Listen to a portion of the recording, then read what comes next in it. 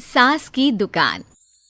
लक्ष्मी जी की दो बहुएं थी, सुमन और राधिका, और दो बेटे, अजय और सुशील। लेकिन लक्ष्मी जी के बहू बेटे उनको अपने साथ रखने को तैयार नहीं थे। बहुओं के तेज स्वभाव के चलते लक्ष्मी जी को अपना ही घर छोड़कर एक किराए की कोठरी में रहना पड़ रहा था। कुछ दिनों से उनके बेटों ने उन्हें पैसे देना भी बंद कर दिया था। ऐसी स्थिति में लक्ष्मी जी ने अपनी जमा पूंजी से एक छोटी सी दुकान खोली। एक दिन शाम के वक्त, अजय सुनते हो, तुम्हारी माँ ने दुकान खोली है। दुकान अब इस उम्र में दुकान पर बैठेगी वो। अब क्या किया जा सकता है, माँ की तो बुद्धि सठिया गई है। मोहल्ले में मजाक बनाएंगे सब हमारा। अरे जेठ जी, इसमें परेशानी क्या है अगर सासू माँ ने दुकान खोली है?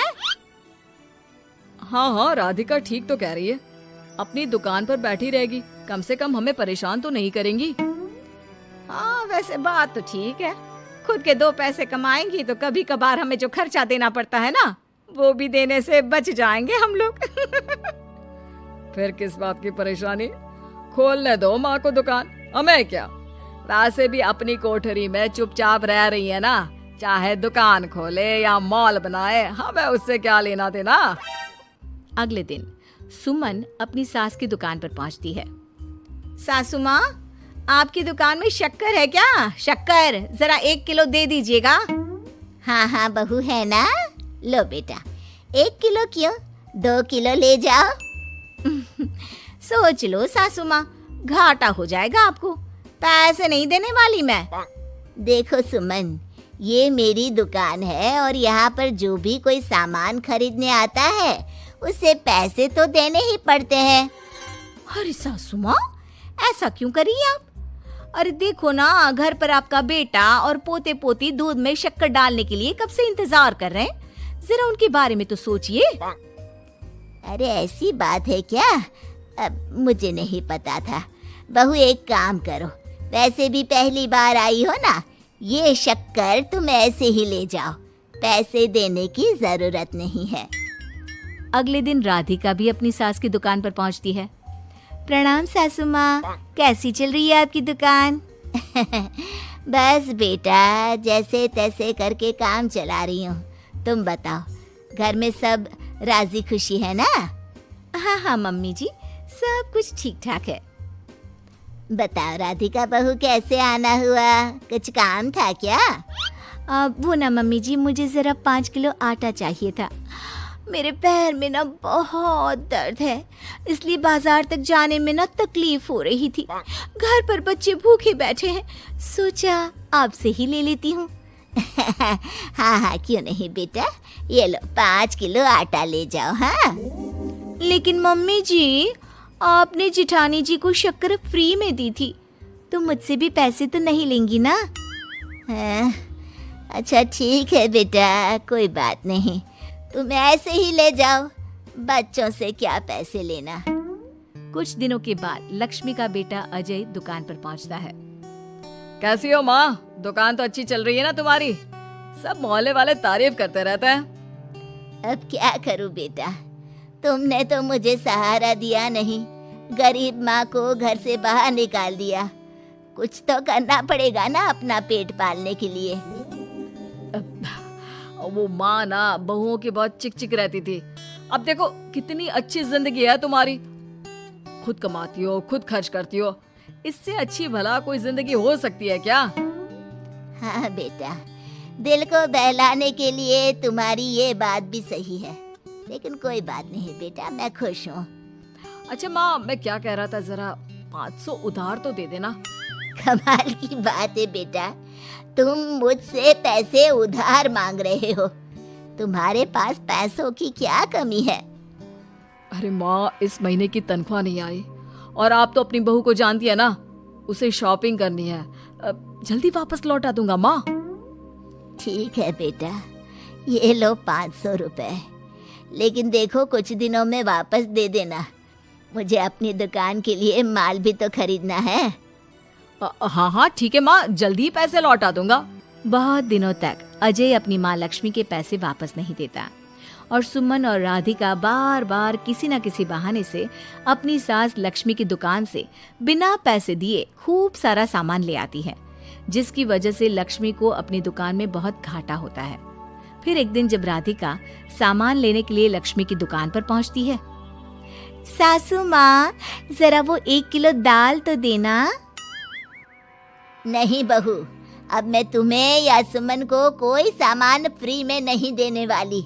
तुम लोगों ने कभी कोई मदद नहीं की मेरी, उल्टा मेरी दुकान से फ्री का सामान ले जाकर मुझे मुश्किल में डाल दिया है। लेकिन मम्मी जी, हम तो आपके बच्चे हैं ना। अगर इतना ही मेरे बच्चे हो तो फिर मुझे घर से बाहर क्यों निकाल दिया? देख बहू, अब मैं तुम्हें 1 रुपए का सामान भी फ्री में नहीं दूंगी। और जाकर सुमन को भी कह देना, आए दिन तुम्हारा पति मुझसे उधार ले जाता है और वापस भी नहीं लौट आता। राधिका गुस्से में घर वापस आती है। घर आने के बाद, क्या हुआ राधिका, बहुत गुस्से में लग रही हो तुम? सासू माँ की दुकान पर गई थी ना? सासू माँ का तो कुछ करना पड़ेगा, जब से ये दुकान खोलकर बैठी है। अक्कड़ तो देखो उनकी।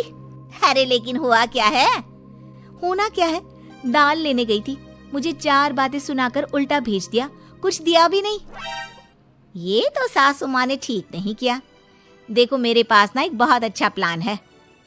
कैसा प्लान भाभी? हम अपनी सासू माँ की दुकान में किसी चोर से कहकर चोरी करवा देते हैं और सारा सामान अपने घर मंगवा लेंगे। उसके बाद हमारे पास फ्री में सामान भी आ जाएगा और सासू माँ की अकल भी ठिकाने आ जाएगी। ठीक है भाभी, मैं आपका पूरा साथ दूंगी। आप जल्दी से ये काम करवा दीजिए। और 2 दिनों के बाद सुमन और राधिका एक चोर से मिलकर लक्ष्मी की दुकान में चोरी करवा देते हैं। हे भगवान, ये क्या हो गया? इस उम्र में जैसे तैसे अपना गुजारा कर रही थी, लेकिन चोर मेरा सारा सामान लेकर चले गए। अब क्या होगा? तभी वहां पर राधिका और सुमन पहुंच जाती है। क्या हुआ सासू माँ, बहुत दुखी लग रही हैं आप। अरे क्या बताऊं, मेरी दुकान का सारा माल चोरी हो गया।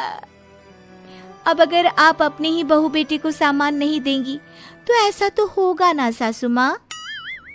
अब राधिका की बात सुनकर लक्ष्मी को यकीन हो जाता है कि इस चोरी के पीछे कहीं न कहीं उसकी दोनों बहुओं का ही हाथ है। लक्ष्मी एक प्लान बनाती है। पैसे उधार लेकर अपनी दुकान में फिर से खूब सारा सामान ले आती है। अरे भाभी, देखा आपने, सासू माँ की दुकान तो फिर से सामान से भर गई है। हाँ वही तो, मैं तो सोच रही थी कि एक बार में उनकी अकल ठिकाने आ जाएगी, पर लगता है फिर से कुछ करना पड़ेगा। लेकिन अब हम क्या कर सकते हैं? अरे वही जो हमने पहले किया था।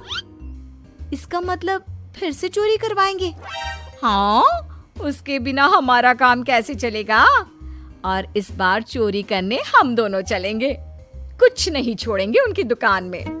सुमन और राधिका दोनों मिलकर लक्ष्मी की दुकान में चोरी कर लेती हैं और सारा सामान चुपचाप अपने घर के स्टोर में लाकर रख देते हैं। लेकिन सुबह होते ही लक्ष्मी पुलिस लेकर सुमन और राधिका के घर पहुंच जाती है। इंस्पेक्टर साहब, मेरी इन दोनों बहुओं ने ही घर में चोरी की है। अरे ना ना इंस्पेक्टर साहब, ये हम पर झूठा इल्जाम लगा रही हैं। अरे हम क्यों इनकी दुकान में चोरी करने लगे? माँ, आपको शर्म नहीं आती अपनी बहू पर झूठा इल्जाम लगाते हुए? हाँ माँ, हम आपके बेटे हैं और ये आपकी बहुएं हैं, आप ऐसा कैसे कर सकती हैं? लक्ष्मी जी, क्या आपके पास कोई सबूत है? अरे इंस्पेक्टर साहब, आप इनकी बातों में मत आइए। ये हमारी माँ है और इनकी दिमागी हालत ठीक नहीं है, इसीलिए तो हमसे अलग रहती हैं। इंस्पेक्टर साहब, मेरी दिमागी हालत बिल्कुल ठीक है और मेरे पास इन दोनों के खिलाफ बहुत बड़ा सबूत है। बताइए, क्या सबूत है आपके पास? आप जरा मेरी दोनों बहुओं के हाथ पानी से धुलवा दो, फिर सब कुछ साफ साफ पता चल जाएगा। अरे हाथ पानी से धोने से क्या होगा माँ? आप दोनों मेरे सामने अपने हाथों पर पानी डालिए। जैसे ही राधिका और सुमन अपने हाथ पानी में डालती हैं, उनके हाथों का रंग लाल हो जाता है और ये देखकर सब लोग हैरान रह जाते हैं। अरे ये क्या, तुम्हारे हाथों का रंग अचानक से लाल कैसे हो गया? क्योंकि मैंने अपनी दुकान के सारे सामान पर एक तरह का केमिकल लगा कर रखा था। मुझे पता था जो भी चोरी करने आएगा वो सामान को अपने हाथों से उठाएगा और उसके हाथों पर रंग लग जाएगा। अरे माँ, आप तो बहुत चालाक निकली। इसे चालाक नहीं बेटा, बुद्धिमान कहते हैं। और जिसके तुम्हारे जैसे बहू बेटे हो उसे थोड़ा बहुत तो अपनी अकल से काम लेना ही पड़ता है ना। शर्म नहीं आती आप लोगों को अपनी ही माँ को परेशान करते हुए? हमें माफ कर दीजिए सासू माँ, हम आइंदा ऐसी गलती कभी नहीं करेंगे। और हाँ, आपको अपने साथ रखेंगे, आपकी सेवा करेंगे और पूरी इज्जत भी देंगे। हमें माफ कर दीजिए।